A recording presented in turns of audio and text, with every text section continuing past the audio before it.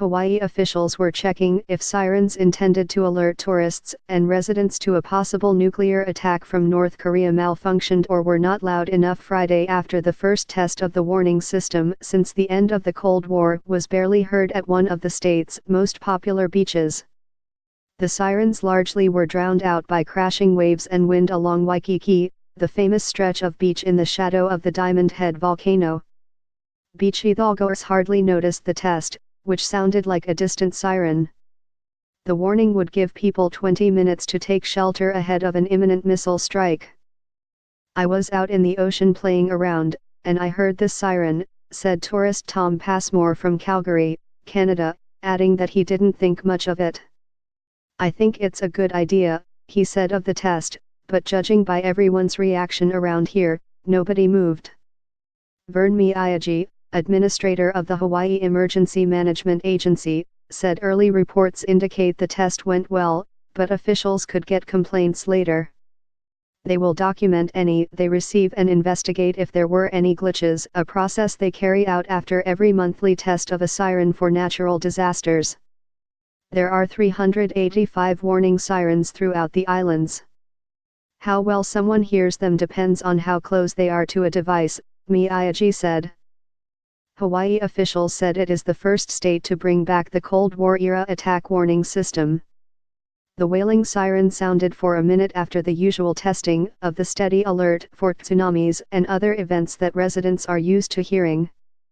"The possibility of a strike is remote, but it's important to be prepared," Gov. David Ige said this week. "The test will ensure the public knows what to do in case of an impending attack," he said. The state delayed the test for a month to let people know it would be happening, Miyagi said. Hawaii turned to public service announcements on TV and radio, town hall meetings, information on agency websites and media stories. Honolulu resident Mark Valdez was taking a walk in Ala Moana Beach Park, about a mile away from Waikiki, during the test. He said he's heard some information about it but that he wouldn't know what to do in an emergency. Also in the park, Thomas Haynes and his wife sat in hammocks as the sirens sounded. "We heard it quite clearly, and it was effective," he said. "I just didn't know what it was for." The Los Angeles residents, who stopped in Hawaii on their way to Australia, had not heard anything about the test. "I assumed it was a test," Haynes said. "I thought if it is a nuclear missile attack, there's nothing I can do about it, so I am just going to relax."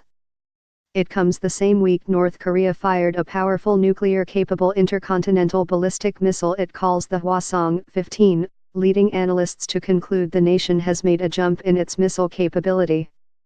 The weapon would have a range of more than 8,100 miles, 13,000 kilometers, easily reaching the U.S.